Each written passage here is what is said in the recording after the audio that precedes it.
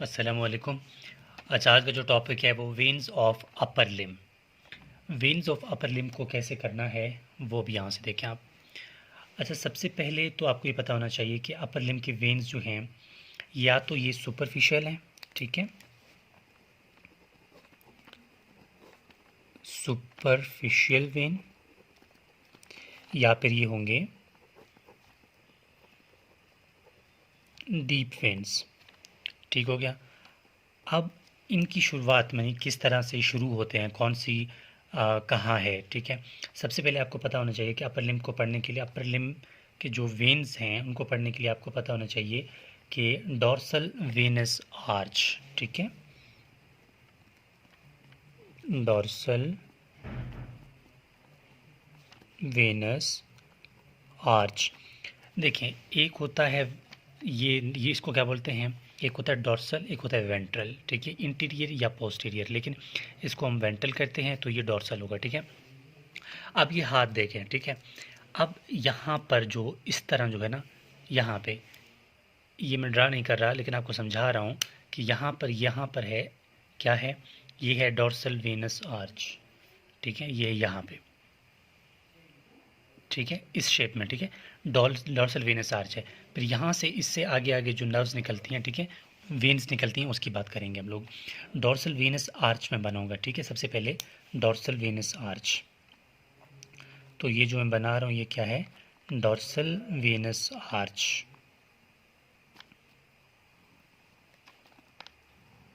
ठीक है। ये है डॉर्सल वेनस आर्च, मतलब इसके ऊपर रख के हमने ये बना दी है, यही समझना आपने, ठीक है। अब ये डॉर्सल वेनस आर्च जो है, इससे कुछ नर्व्स निकलती हैं, सॉरी कुछ वेन्स निकलती हैं, मतलब कुछ वेन्स जो हैं एफरेंट हैं, कुछ ईफरेंट हैं।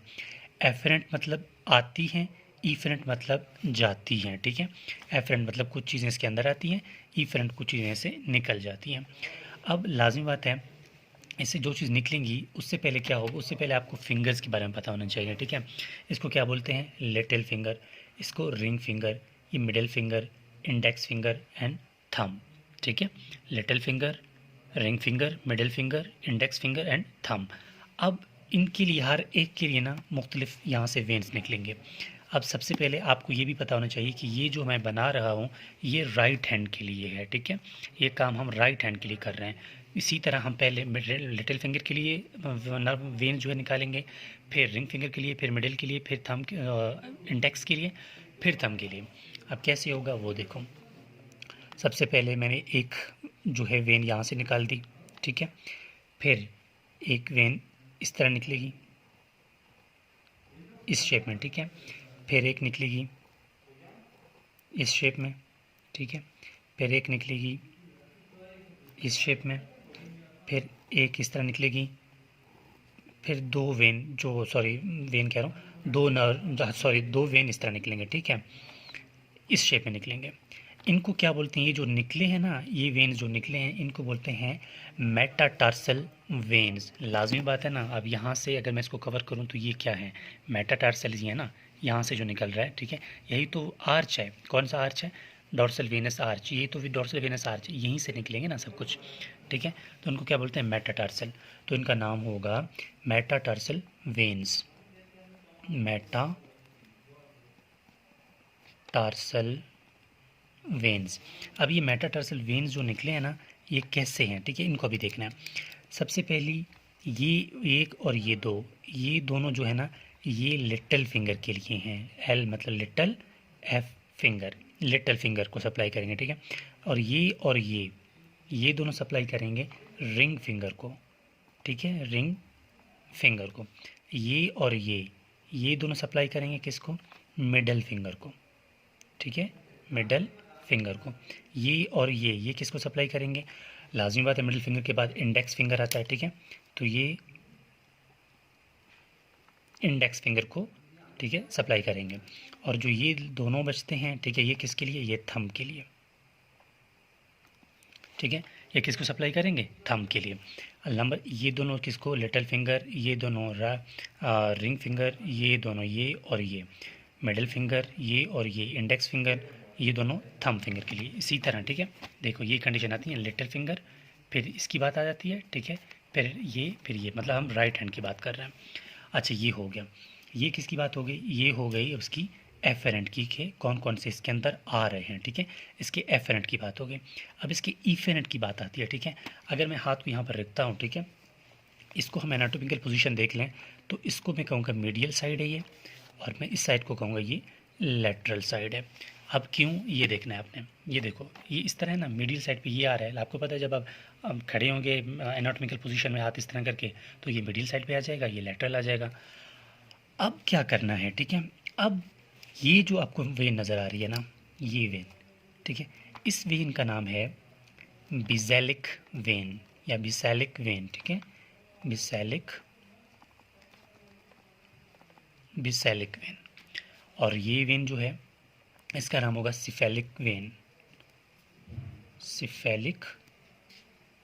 ठीक है, ये सिफेलिक वेन है, ये बिसेलिक वेन और ये सिफेलिक वेन। अब ये बिसेलिक वेन और सिफेलिक वेन जो है ये आगे मूव करेंगे और जाके मेन जो वेन सप्लाई है वो करेंगे। अब किस तरह होगा ये देखना है आपने। अब ये नीचे आएंगे सिफेलिक और बिसेलिक वेन, ठीक है, लाजमी बात है। अब सिफेलिक और बिसेलिक वेन जो है वो यहाँ से निकले, ठीक है, पहले यहाँ पर इस तरह था ना डॉर्सल वेनस आर्च, यहाँ से निकलने के बाद यहाँ पर ये इस तरह आएगा, एक इस तरह आएगा, ये कौन सी वेन है? बिसेलिक है, ये सिफेलिक है। आएंगे ऊपर आएंगे, ठीक है, ऊपर आएंगे, फिर आगे क्या होता है वो आपने देखना है। अब जैसे ही ये डॉर्सली आएंगे, अब हम हाथ को इस तरह कर लेते हैं, ठीक है। अब देखेंगे कि इसके यहाँ से किस तरह आगे हो रहा है वो आपने देखना है। अब क्या होगा, अब आप ये समझें कि अब हम कौन सा व्यू देख रहे हैं। अब यहाँ तक तो है डॉर्सल व्यू था, अब जो है वेंट्रल व्यू है, ठीक है। वेंट्रल व्यू में किस तरह हो रही है, सबसे पहले क्या होता है, ये वेन्स आती हैं, ये सिफेलिक और ये बिसेलिक दोनों आते हैं। दोनों आने के बाद यहाँ पर समझें आप कि ये हमारा पाम है, ठीक है, ये हमारी हथेली है, ठीक है, ये तो सुना था, ये समझो हमारी हथेली है। अब हथेली के अंदर ये हथेली में क्या हो रहा है, ये एरिया है, ठीक है। इसके अंदर सबसे पहले तो आपको यहाँ पर एक प्लेक्सिस मिलेगा, ठीक है, एक प्लेक्सिस। वो प्लेक्सिस क्यों है ये मैं बता देता हूँ। इस प्लेक्सिस को बोलते हैं palmar venous plexus, palmar venous plexus. लाजमी बात है, कोई चीज़ हम ऐसे पकड़ लेते हैं ना, फिर छोड़ देते हैं, पकड़ देते हैं और छोड़ देते हैं। यहाँ से जो फ्रेश वेन नर्व जो ब्लड है वो आता है, फिर यहाँ से आगे फॉरवर्ड हो जाता है। आपको ये भी तो पता है कि वेन और आर्टरीज में क्या फ़र्क है। वेन जो है ऊपर से नीचे की तरफ जाते हैं, जबकि आर्टरीज हार्ट से बाहर की तरफ जाते हैं, ठीक है। जो वेन्स हैं वो ऊपर से नीचे की तरफ जाते हैं, ठीक है। आप ये समझें कि ब्लड जो है वो इस तरह मूव कर रही है, ठीक है, ब्लड जो है ऊपर की तरफ मूव कर रही है इस तरह, क्योंकि आपको पता होना चाहिए वेन जो है वो हमेशा इसी तरह मूव करता है। अच्छा, ये हम हथेली की बात कर रहे हैं, पाल्मर वेनस आर्च हो गया। पाल्मर वेनस आर्च के बाद यहाँ पर ये कौन सी वेन है, बिसेलिक वेन। क्योंकि अभी हाथ इस तरह है ना, इसको मैंने कहा था अभी वेंट्रल है, ठीक है, हाथ पहले इस तरह था, अब ये हाथ उल्टा हो जाएगा। उल्टा हो जाएगा तो क्या होगा, ये चेंज हो जाएगा। देखिए ना, पहले इस तरह था तो ये कौन सी थी, बिसेलिक थी, ये कौन सी थी, सिफेलिक थी। अब मैं इसको चेंज कर रहा हूँ, ठीक है, अब मैं इसको चेंज कर रहा हूँ तो लाजमी बात है सिफेलिक किस साइड पे आ जाएगा, बिसेलिक इस तरफ आ जाएगा, ठीक है। पर समझ आ गई होगी। अब ये क्या है, अब ये सिफेलिक है और ये बिसेलिक है, ठीक है, ये क्या है, सिफेलिक और ये क्या है, बिसेलिक। दोबारा समझ लेना, पहले हाथ इस तरह था तो ये सिफेलिक बिसेलिक था, तो ये सिफेलिक था, ठीक है। अब हाथ उल्टा हो रहा है, इस तरह हो रहा है, तो ये क्या होगी, सिफेलिक और ये होगी बिसेलिक। अब यहाँ तक समझ आ गई। जैसे ही ये इस तरह आ जाएंगे, ठीक है, जैसे ही नीचे आ जाएंगे तो लाजमी बात है यहाँ पर एल्बो जॉइंट होगी। एल्बो जॉइंट होगी तो उसके ऊपर मतलब ऊपर आएंगे हम लोग, ऊपर आएंगे, ये नर्व आएगी, वेन आएगी, ठीक है। आने के बाद ये जो है मज़ीद कुछ इस तरह जो है एक डॉटे फॉर्म में आएगी। क्यों आएगी वो मैं बता देता हूँ, लेकिन उसके दरमियान में अगर आप समझें कि अब यहाँ तक हम पहुँचे हैं क्यूबेटल फोसा पे, ठीक है, तो एक वेन इसको यहाँ पर आके जोड़ देगी और एक आगे निकल जाएगा, ठीक है। अब आके जो जोड़ देगी इस वेन का नाम है, ये कौन सा वेन है, ये बिसेलिक है, ये सिफेलिक है। अब इन दरमियान आपने अक्सर क्यूबेटल फोसा में एक वेन देखा है जो इन दोनों को जोड़ रहा है, सिफेलिक और बिसेलिक को। इसका नाम है मीडियन क्यूबेटल वेन, मीडियन क्यूबेटल वेन, ठीक है। मीडियल क्यूबेटल वेन क्या करता है, सिफेलिक और बिसेलिक को दोनों को मिला देता है, ठीक है। और याद रखना है, यहाँ से मीडियल क्यूबिटल वेन से एक और वेन आती है, कहाँ पर, पाल्मर वेनस प्लेक्सस के पास जाती है, ठीक है। उसका नाम है median when of four arm, median when of four arm, ठीक है। अब क्या होता है कि ब्लड जो है ऐसे जैसे आएगी ऊपर और यहाँ से इस तरफ जाएगी, इस तरफ भी जाएगी, लेकिन ज़्यादातर जो है मीडियन क्यूबिटल वेन के ज़रिए से यहाँ पर आएगी बिजेलिक वेन में, ठीक है। बिजेलिक वेन जैसे ही यहाँ पर आएगी तो यहाँ पर इसको एक ना मसल मिलेगा, lower border of teres major, ठीक है। ये टीरीज मेजर मसल है, तो इसके लोअर बॉर्डर से मैं लिख देता हूँ, lower border of teres major. Teres major के लोअर बॉर्डर के बाद इसका नाम जो है चेंज हो जाएगा और इसका नाम होगा एक्सिलरी वेन, ठीक है, क्योंकि ये एक्सिलर रीजन पे आ चुका था, ठीक है, एक्सिलरी वेन। और जबकि ये वही है सिफेलिक वेन, ठीक है। ये सिफेलिक वेन आगे आएगा, आगे आ जाएगा, आगे आने के बाद ये जो है एक्सिलरी वेन आगे जाएगा, ये सिफेलिक वेन जो है लास्ट में आकर जुड़ जाता है यहाँ एक्सिलरी वेन के साथ, ठीक है। सिफेलिक वेन ने क्या किया, आते आते आते किसको साथ मिल लिया, एक्सिलरी वेन के साथ। जबकि एक्सिलरी वेन आगे जाएगी, आगे जाने के बाद ये चेंज हो जाएगा इसका नाम सब क्लेवियन वेन में, ठीक है, किसमें, सब क्लेवियन वेन, सब क्लेवियन वेन में गया।